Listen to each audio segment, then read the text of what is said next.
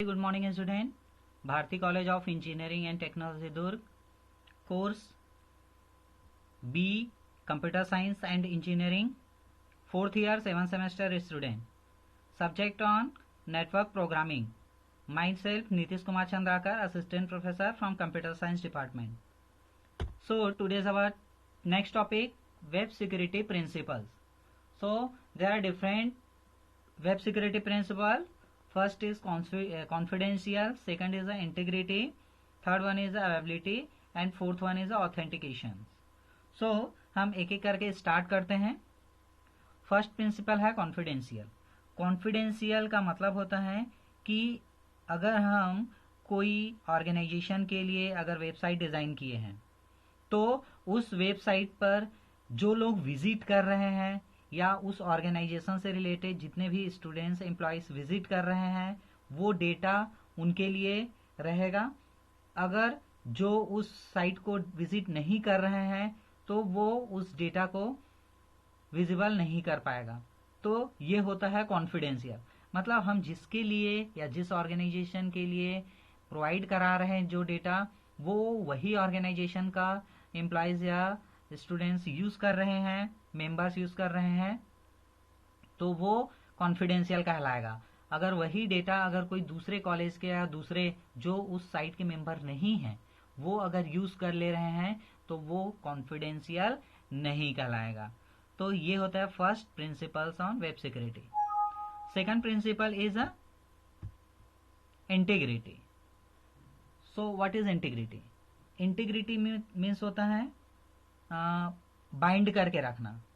Bind करके रखना मतलब सपोज हम अगर कोई इनपुट दे रहे हैं हाउ आर यू, तो वो इंटरनेट से होते हुए जब डेस्टिनेशन एंड पे जाएगा तो वहां पर उसको आर यू हाउ इस तरह से अगर मिलता है, हमारा जो इनपुट डेटा है वो हाउ आर यू था बट वहां पे कुछ और पहुंच रहा है, are you who how what are you doing, मतलब इस तरह से अगर इनपुट पहुंच रहा है तो वो इंटीग्रिटी नहीं कहलाएगा. इंटीग्रिटी का मतलब होता है जो हम डेटा दिए हैं उसको बाइंड करके रखना और उसी फॉर्मेट में डेस्टिनेशन एंड तक पहुंचाना जिस फॉर्मेट में हम दिए हैं, तब वो इंटीग्रिटी कहलाएगा. क्लियर है integrity? So next availability. Availability का मतलब होता है कि हम जो वेबसाइट डिजाइन किए हैं वो वेबसाइट जो है वो कितने नंबर ऑफ यूजर्स के लिए एक टाइम पे एक्सेस कर पा रहे हैं. सपोज हम साइट बनाए, अब वो साइट पे एक पर्टिकुलर 500 यूजर जो है एक टाइम पे एक्सेस कर सकता है. ये हमने वहां पे फंक्शंस या जो कोडिंग है वो कर दिया है. अब नंबर ऑफ जितने भी यूजर 500 के ऊपर जितने भी यूजर्स रहेंगे तो हमारा जो साइट है वो ऑटोमेटिकली क्या हो जाएगा, डाउन हो जाएगा. जैसे कि आप रिजल्ट आते हैं तो देखते होंगे कभी कभी साइट डाउन हो जाता है तो हम क्या बोलते हैं कि सर्वर स्लो है, बहुत कम वर्क कर रहा है, बहुत टाइम में रिजल्ट ओपन हो रहा है, तो यही बोलते हैं ना. तो प्रॉब्लम ये रहता है कि नंबर ऑफ यूजर्स जो है उस साइट पे विजिट कर रहे हैं एट अ टाइम पे, इसलिए क्या होता है सर्वर जो है साइट जो है वो स्लो डाउन हो जाता है. तो क्या मैं जो है इंडिविजुअल सर्वर को या जो वेबसाइट है उसको सर्वर को डाउन कर सकता हूं? यस, ऑफकोर्स मैं कर सकता हूं. अगर मेरे पास नंबर ऑफ यूजर्स हैं या फिर मैं हैकर्स हूं तो मैं डेफिनेटली सर्वर को क्या कर सकता हूं, स्लो कर सकता हूं, स्लो डाउन कर सकता हूं. और अवेबिलिटी मतलब जितने भी मतलब साइट हैं वो 24/7 आवर्स अवेलेबल होना चाहिए. ऐसा नहीं कि मैं रिजल्ट अपलोड किया और उसको बोल रहे हैं कि आप पर्टिकुलर सुबह के 7 बजे से लेकर रात के 9 बजे तक आप देख सकते हैं, उसके बाद नहीं देख सकते. ऐसा बिल्कुल भी नहीं होता. जैसे कि आप नेट बैंकिंग यूज करते हैं, उसमें जब फंड ट्रांसफर करते हैं तो आप एनी टाइम एनीवेयर कहीं से भी आप कभी भी पैसा ट्रांसफ़र कर सकते हैं। ऐसा तो नहीं कि एक पर्टिकुलर टाइम के बाद आपको बोलता है कि नहीं अभी आप पैसा नहीं ट्रांसफ़र कर सकते। हाँ, ये बात अलग है, अगर उस टाइम सर्वर पे अगर कोई मेंटेनेंस चल रहा है तो आपको बिल्कुल मैसेज आएगा कि यहाँ पर अभी सर्वर में मेंटेन किया जा रहा है, कृपया थोड़े देर बाद में आप फंड ट्रांसफ़र कीजिए। तो इस तरह से आता है, बट हमेशा ये नहीं होता प्रॉब्लम। तो ये होता है अवेबिलिटी। नेक्स्ट होता है ऑथेंटिकेशन। ऑथेंटिकेशन का मतलब होता है कि सपोज हम कोई वेबसाइट पे गए तो कोई वेबसाइट क्या होता है, उसमें ईमेल जो आईडी रहता है और पासवर्ड भी मांगता है।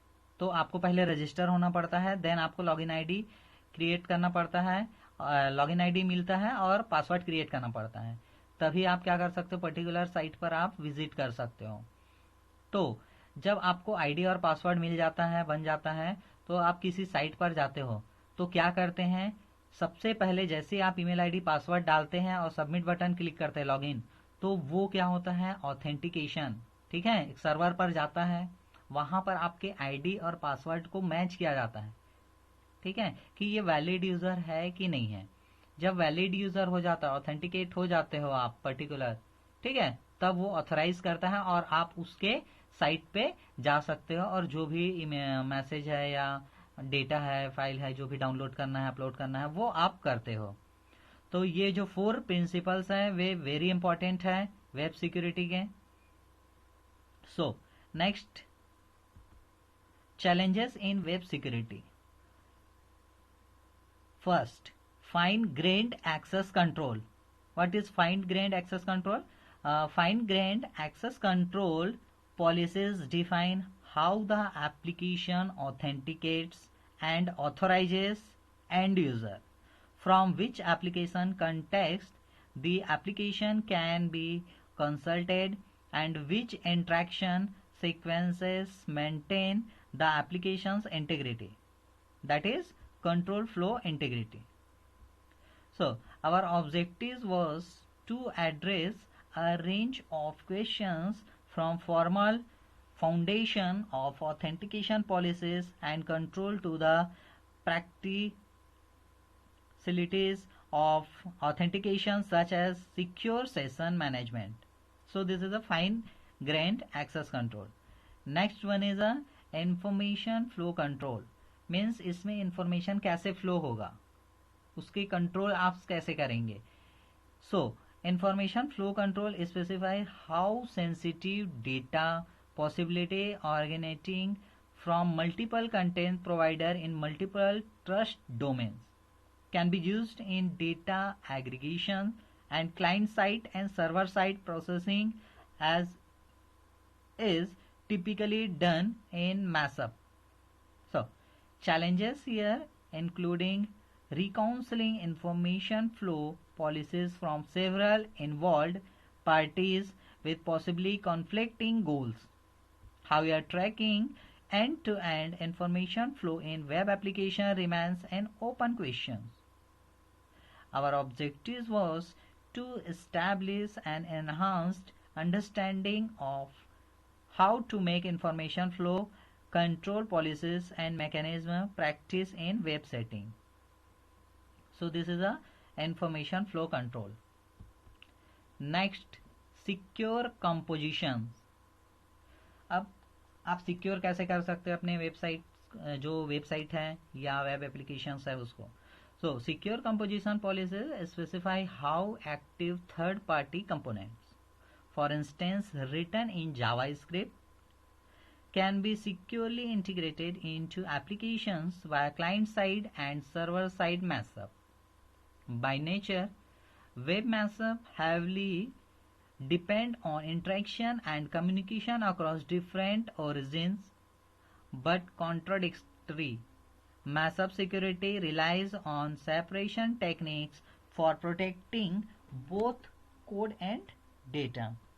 As a result, traditional HTML techniques, mainly based on the same origin policies, fail to address both the interaction and separation needs.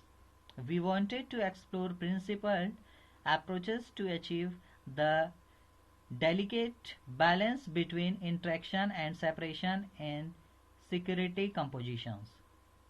So इस तरह से आप जो वेब एप्लीकेशंस है या अपने वेबसाइट है उसको सिक्योर कर सकते हैं. Next, cross domain interaction. So one of the original and still unresolved problems of the web is the inherent incompatibility between the cross domain nature of the hyperlink and the same origin security policy of its active content. In the recent past, the situation has become even more complex with the introduction of client-side primitives for cross-domain interaction, such as CORS. CORS means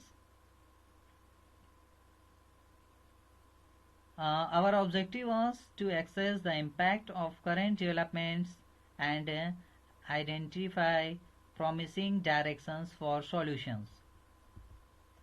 So, next one is a recent advances in JavaScript and HTML. जो अभी recently जो website develop करने के लिए जो language आया है वो जावा स्क्रिप्ट जो है वो एडवांस है, ठीक है. HTML5 भी एडवांस है. So there are several technology advances in the latest version of JavaScript such as strict mode, frozen object, proxies and SES that might contribute to the security of web applications. In addition, the research community did make important step forward in understanding and improving the languages by formalizing its semantics.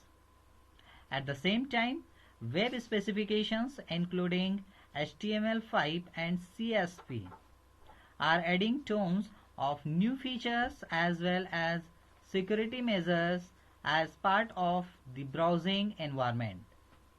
So, our objective was to have an enhanced understanding of the latest trends and research advances in JavaScript and HTML5 with respect to security.